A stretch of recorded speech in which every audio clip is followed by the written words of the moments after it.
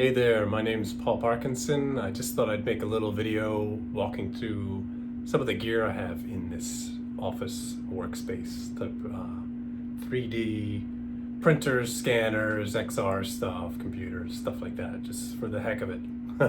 So, I tidied up a little bit, but it's pretty messy. But let me start with this scanner.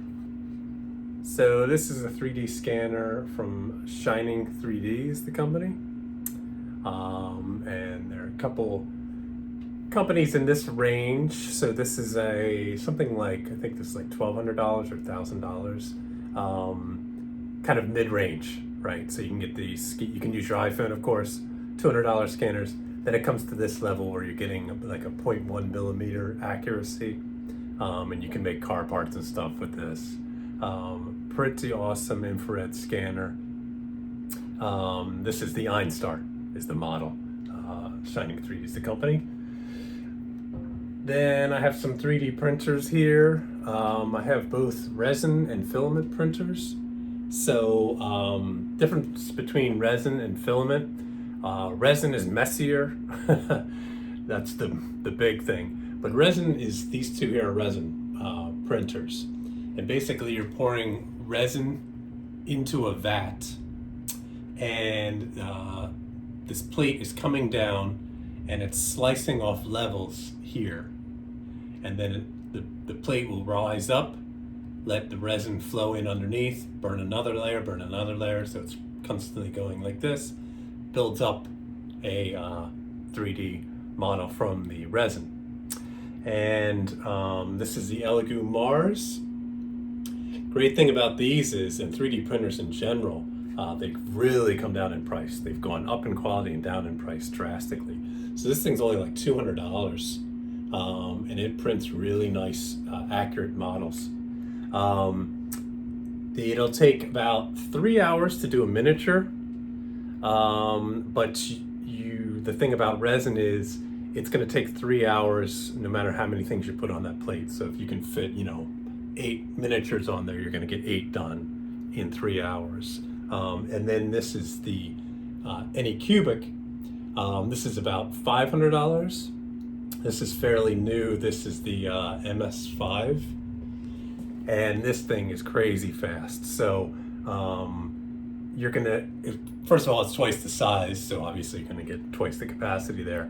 But it's also, you're going to do those miniatures in about like 45 minutes. So it's very fast, right?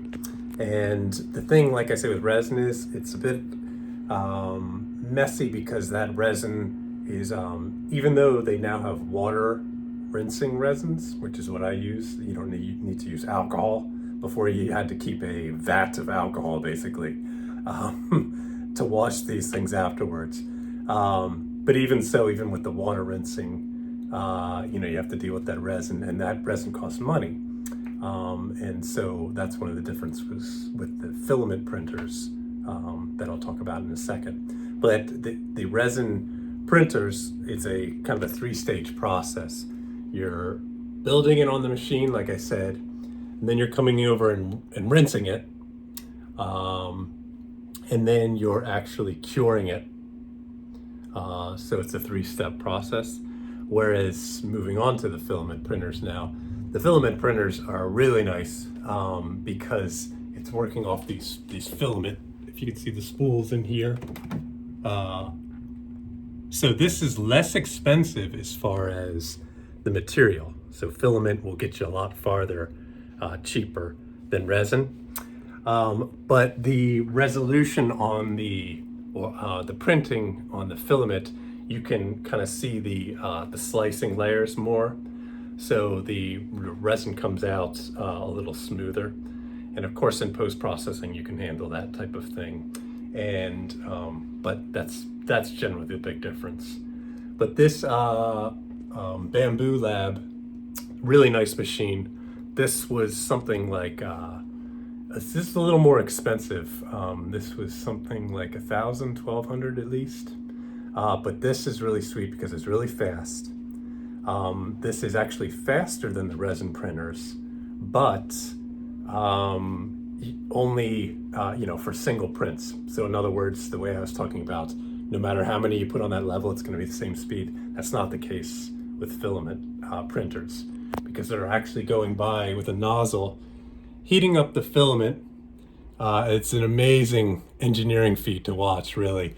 And then it's coming out and printing it out with that filament that it's heating up. The other difference is you can change colors here. So it will actually, unlike the resin here that's just dropping into a vat, the filament, it will cut a color, feed in the other color that you want, as you're printing the thing. So just really, really cool process. And, of course, like I say, different qualities for the different ones. It's very important to get the bed level when you print. And so both the ANYCUBIC and this Bambu have auto leveling. So it'll check ahead of time and auto level it. It's not so hard to level yourself, but it's nice to not have to. This ELEGOO, you have to level it yourself. It's not that hard though. And all of this really came from a man named Prusa, and the software is based off of that. So Bambu took Prusa's open source software and took it and built upon it.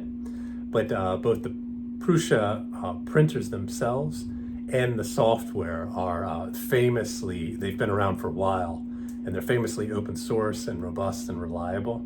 I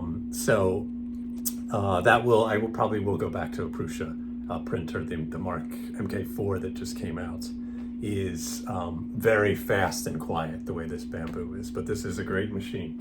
Okay, moving on. These are the XR headsets that I have. So this is the Oculus. It's the Oculus Pro. So I got this even though it was overpriced, to be honest, because this was the first to really have a nice color pass-through. Not super nice, but it was a color pass-through. And so pass-through is the ability to do not just VR, but mixed reality. In other words, pass-through meaning you can see the outside world passes through the cameras. And that's what Apple's Vision XR is going to do that comes out in January. So that's the standard, Oculus VR, but this one had the pass-through. The other one I have up here is the HoloLens 2. That's the one that really, really got me into XR. So I've been doing XR stuff, dabbling since like 2016. That came out in 2019. And it's still, this is 2023. It is still, just an amazing feat. So that was the way the Commodore 64 got me into programming when I was a kid. That's the thing that just really made me spend, not just dabble, but start spending a lot of time in XR. That's an amazing MR headset, mixed reality headset. And then this one in the middle here is the Magic Leap. That's the Magic Leap 2. So Magic Leap were the real pioneers, the original. And then they had some financial issues after Magic Leap 1. But this Magic Leap 2 is the nicest thing on the market. That's the state of the art.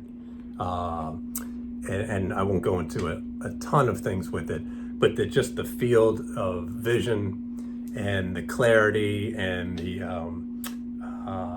the fact that you can, with the HoloLens, you can't see black in the HoloLens. Like they have certain issues like that, right? It's like it's a hologram. They've done some really clever things with the Magic Leap, where the occlusion is just like a pass-through, but this is a mixed reality glass, and this is this is the end game, really. I mean, there are different levels. There's always going to be VR and things like that, but this is the real end game.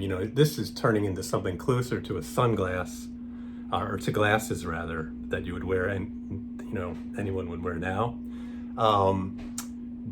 And you're able to see the real world through these glasses as you would normal glasses, but you're getting this mixed reality content placed as well. And so that's really where I focus a lot of my time because of that. That's going to be, the future of things. And then just the actual computers.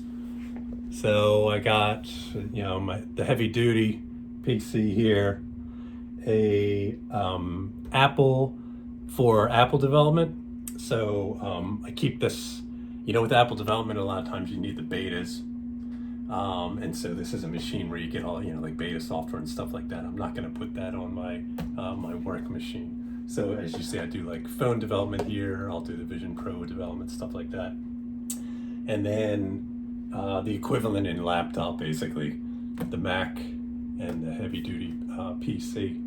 So I got my Mac, just wrap it up. I'll move to software now. I got my Intellij, my Visual Code, the Cloud Console for the Oracle stuff. That's the usual on here. And then on this machine, I do most of the XR work. You need a Windows to do the HoloLens stuff, but it's also a very beefy laptop. So I do that. I do all the slicing. The software for the printers is they're slicers because they set up the levels for printing. All the slicers are on here.